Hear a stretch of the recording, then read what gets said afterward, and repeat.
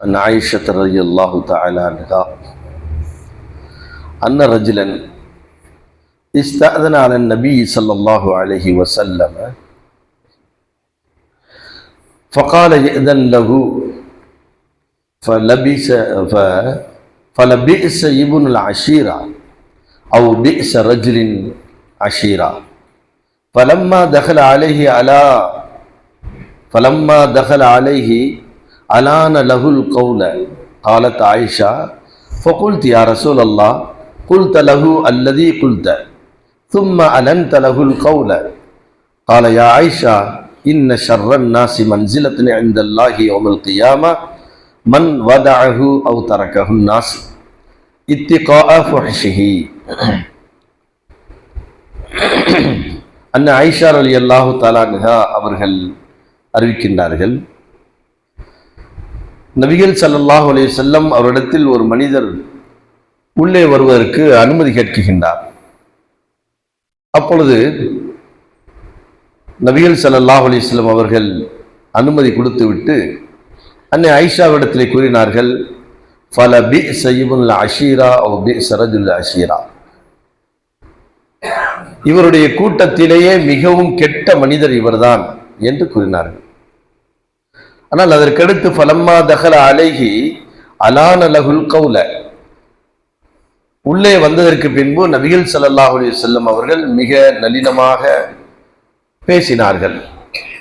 பேசி முடித்து அவர்கள் சென்றதற்கு பின்பு காலத் ஆயிஷா அவர்கள் கேட்டார்கள், யா ரசூலல்லாஹ், அல்லாஹ்வுடைய தூதரே, குல்த லஹுல் லதீ குல்த, அவரை பற்றி நீங்கள் இவ்வாறல்லவா கூறினீர்கள், ஆனால் அலன்த லஹுல் கௌல, மிகவும் நளினமாக நீங்கள் என்ன செய்தீர்கள், அவரிடத்தில் பேசினீர்கள் என்று கேட்கின்றார்கள். அப்பொழுது அல்லாஹ்வுடைய தூதர் சொன்னார்கள், ஆயிஷாவே, இன்ன ஷர்ரன் நாசி யௌமுல் கியாமா, மறுமையிலே மனிதர்கள் மிக கெட்ட மனிதர்கள் யார் என்று சொன்னால் மன் வதஅஹு, யார் அந்த மனிதரிடமிருந்து ஒதுங்கிக் கொள்கின்றார்களோ அவர்கள் தான் மிக கெட்ட மனிதர்கள். எனவே ஏன் காரணம் என்னவென்றால் இத்திகாஅ ஃபஹ்ஷிஹி, அந்த மனிதருடைய தீய வார்த்தைகளை பயந்ததற்காக வேண்டி அந்த மனிதரிடமிருந்து ஒதுங்கிக் கொள்கின்றாரே அவர்தான் மிக கெட்ட மனிதர் என்று நபிகள் ஸல்லல்லாஹு அலைஹி வஸல்லம் அவர்கள் விளக்கம் கொடுத்தார்கள். இது முஸ்லிம்ல 5051வது செய்தியாக பதிவு செய்யப்பட்டது. இந்த ஹதீஸுடைய தொடர் என்னவென்றால், நபிகள் ஸல்லல்லாஹு அலைஹி வஸல்லம் அவருடைய இல்லத்திற்கு ஒருவர் வருகின்றார். ஒரு கிராமவாசி மதீனாவுக்கு பக்கத்தில் இருக்கக்கூடிய ஒரு கிராமத்திலிருந்து வருகின்றார். வரும் பொழுது அன்னை ஆயிஷா அவர்களிடத்தில் சொல்கின்றார்கள், இப்ப வர்றார்ல இவர் அந்த சமுதாயத்திலேயே மிக கெட்ட மனிதர் அப்படிங்கிறாங்க. சரி, வந்துட்டாரு, வந்து அனுமதி கேட்கிறாங்க. அனுமதியும் கொடுக்கப்படுகின்றது. உள்ளே வருகின்றார்கள். நபிகள் ஸல்லல்லாஹு அலைஹி வஸல்லம் அவரிடத்தில் அவர்கள் அந்த மனிதரிடத்தில் மிக நளினமாக, மிக எந்த கடினமான வார்த்தைகளை பயன்படுத்தாமல் நளினமான வார்த்தைகளை கொண்டு நபி அவர்கள் அவரிடத்திலே பேசுகின்றார்கள், உரையாடுகின்றார்கள். எல்லாம் உரையாடி முடிந்ததற்கு பின்பு அந்த மனிதர் சென்று விடுகின்றார். சென்றதற்கு பின்பு அன்னை ஆயிஷா அவர்கள் கேட்கின்றார்கள், அல்லாஹ்வுடைய தூதரே, பிஇஸ இப்னுல் அஷீரான்னு சொன்னீங்க, மனிதர்களையே மிக கெட்ட மனிதர், இந்த ஒரு குலத்தை சார்ந்த அந்த குலத்திலேயே மிக கெட்ட மனிதர் என்று நீங்க சொன்னீங்க. ஆனால் அவர் வந்தவர் இடத்துல மிக நளினமாக நீங்கள் பேசினீர்கள், உங்களுடைய கோபத்தை நீங்க வெளிக்காட்டல, எதுவுமே செய்யலையே, ரொம்ப அன்பா பேசினீங்க அப்படின்னு ஆயிஷா அவர்கள் கேட்கின்றார்கள். அப்பொழுது அல்லாஹ்வுடைய தூதர் ஒரு அருமையான செய்தியை சொல்லுகின்றார்கள். நம்ம பார்க்கணும், எத்தனை பேர்கள் இருப்பாங்க கெட்ட மனிதராகத்தே இருப்பாங்க. அப்ப அந்த மனிதனிடத்தில் எப்படி நடந்து கொள்ள வேண்டும் என்ற ஒரு அணுகுமுறையை அல்லாஹ்வுடைய தூதர் கற்றுத் தருகின்றார்கள். அவர் கெட்ட மனிதர் தான், அதுல சந்தேகம் இல்லை. ஆனால் நீங்க எப்படி நடந்து கொள்ள வேண்டும் என்று சொன்னால், அவருடைய கெட்ட மனிதன் என்றால் எந்த வகையிலே என்றால், அவர் எதை பேசினால் கெட்ட வார்த்தையா பேசுறது. சில மனிதர்கள் நீங்க பார்த்திருக்கலாம், அது பெருமையா 4 பேருக்கு மத்தியிலே பேசுவாங்க. ரொம்ப அசிங்கமான வார்த்தைகளை, கேவலமான வார்த்தைகளை, சொல்லக்கூடாத வார்த்தைகளை, தாயை பற்றி, மகளை பற்றி, அக்காலை பற்றி, இப்படி என்ன செய்வார், சகோதரிகளை பற்றி எல்லாம் அசிங்கமான வார்த்தைகள் இருக்கும் அல்லவா, அந்த மாதிரி வார்த்தைகளை ஒரு சபைக்கு முன்பு பேசக்கூடியவர்கள் பார்க்கலாம். அவர் அது பெருமையா நினைப்பாங்க.